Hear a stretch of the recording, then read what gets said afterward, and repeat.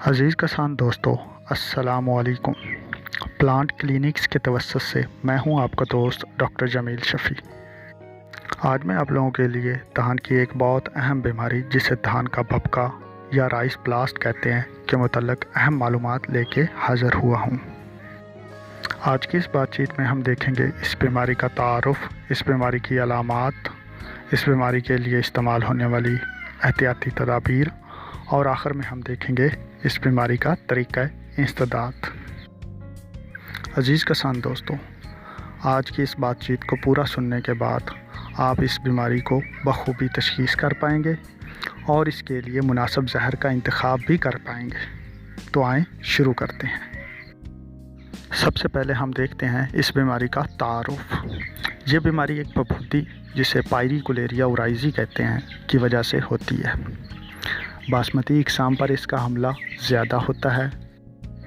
ये बीमारी पौधे के पत्तों, मुंजर की गर्दन और मूंजरों पर हमलावर होती है। इस बीमारी का हमला इन इलाकों में ज़्यादा होता है जहां ज़मीन मेरा हो और इसमें पानी खड़ा करने की सलाहियत ना हो। तो अज़ीज़ किसान दोस्तों, आएँ अब हम देखते हैं इस बीमारी की तशख़ीसी अलामात। इस बीमारी में पत्तों पर आँख की तरह के निशानात बन जाते हैं जो कि दोनों अतराफ से नुकीले होते हैं। इन निशानात के किनारे गहरे भूरे और इनके दरमियानी हिस्से मटियाले रंग के होते हैं। साज़गार हालात में ये निशानात बड़े होकर आपस में मिल जाते हैं और पत्ते के बड़े हिस्से को खुश्क कर देते हैं, जिसकी वजह से पत्ते की खुराक बनाने की सलाहियत कम हो जाती है।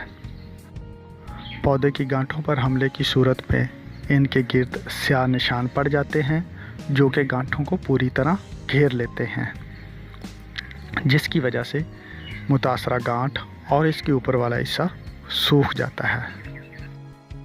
मुंजर की गर्दन पर हमले की सूरत में इसके गिर्द स्याही मैल निशान का हल्ला बन जाता है, जिससे खुराक दानों में नहीं पहुंच सकती और दाने पूरी तरह नहीं भर पाते, जिससे पैदावार पर बुरा असर पड़ता है। शदीद हमले की सूरत में दाने नहीं बनते। अज़ीज़ किसान दोस्तों, ये थी इस बीमारी की तशख़ीसी अलामात। तो आएँ अब हम देखते हैं इस बीमारी से बचने के लिए एहतियाती तदाबीर। धान की फसल काश्त करने के लिए बीमार बीज का हरगज़ इंतखाब ना करें। फसल पछेती काश्त ना करें। कटाई के बाद मुतासरा फसल के मुड और पराली तलफ़ कर दें, क्योंकि इनमें बीमारी के तुख़मरेज़े होते हैं जो कि अगली फसल में बीमारी की वजह बन सकते हैं। नाइट्रोजन और फास्फोरस वाली खादें मुनासिब मिक़दार में डालें। गोब की हालत से लेकर मुंजर निकलने के 2 हफ्ते बाद तक खेत को खुश्क ना होने दें। किसान दोस्तों, अब हम आते हैं इस बीमारी के कीमियाई तरीक़ा इंसदाद की तरफ। अगर आपकी फसल में बीमारी का शदीद हमला होता है तो आप मंदरजा झैल ज़हरों में से किसी एक का स्प्रे कर सकते हैं। आप इस्तेमाल कर सकते हैं एज़ॉक्सिस्ट्रोबिन और डाइफेनिकोनाज़ोल का मिक्सचर बाहिसाब 200 मिलीलीटर फ़ी एकड़, या फिर आप इस्तेमाल कर सकते हैं ट्राइफ्लॉक्सिस्ट्रोबिन और टिबुकोनाज़ोल का मिक्सचर बाहिसाब 65 ग्राम फ़ी एकड़। इसके अलावा डाइफेनिकोनाज़ोल बाहिसाब 225 मिलीलीटर फ़ी एकड़ भी इस्तेमाल किया जा सकता है, या फिर आप इस्तेमाल कर सकते हैं वलेटामाइसिन और डाइफेनिकोनाज़ोल का मिक्सचर बाहिसाब 250 ग्राम फ़ी एकड़। इन जहरों के अलावा अगर आप सिर्फ सल्फ़र बाहिसाब 800 ग्राम फ़ी एकड़ भी स्प्रे कर देते हैं तो ये बीमारी काफ़ी हद तक कंट्रोल हो जाती है। अज़ीज़ किसान दोस्तों, ऊपर तजवीज़ किए गए फफूंदी कुश ज़हर और उनके अमेज़े मार्केट में बआसानी दस्तयाब हैं।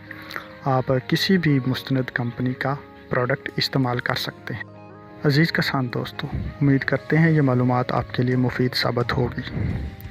मज़ीद ऐसी मालूमाती वीडियोज़ देखने के लिए आप आ सकते हैं हमारे यूट्यूब चैनल पर, या फिर आप हमें फ़ॉलो कर सकते हैं हमारे फेसबुक पेज पर, या फिर अगर आपका कोई सवाल हो तो आप रब्ता कर सकते हैं हमारे व्हाट्सएप नंबर पर। और इसके अलावा आप ज्वाइन कर सकते हैं हमारा प्लांट क्लिनिक्स का ऑफिशियल व्हाट्सएप ग्रुप, जिसका लिंक नीचे वीडियो की डिस्क्रिप्शन में दिया गया है। इस ग्रुप में पहले से बहुत सारे किसान मौजूद हैं। आप भी इस ग्रुप को ज्वाइन करके अपने सवालात मुकम्मल तफसीलात के साथ वहाँ पे भेज सकते हैं। इसके साथ ही आपसे इजाज़त चाहूँगा। अल्लाह हाफिज़।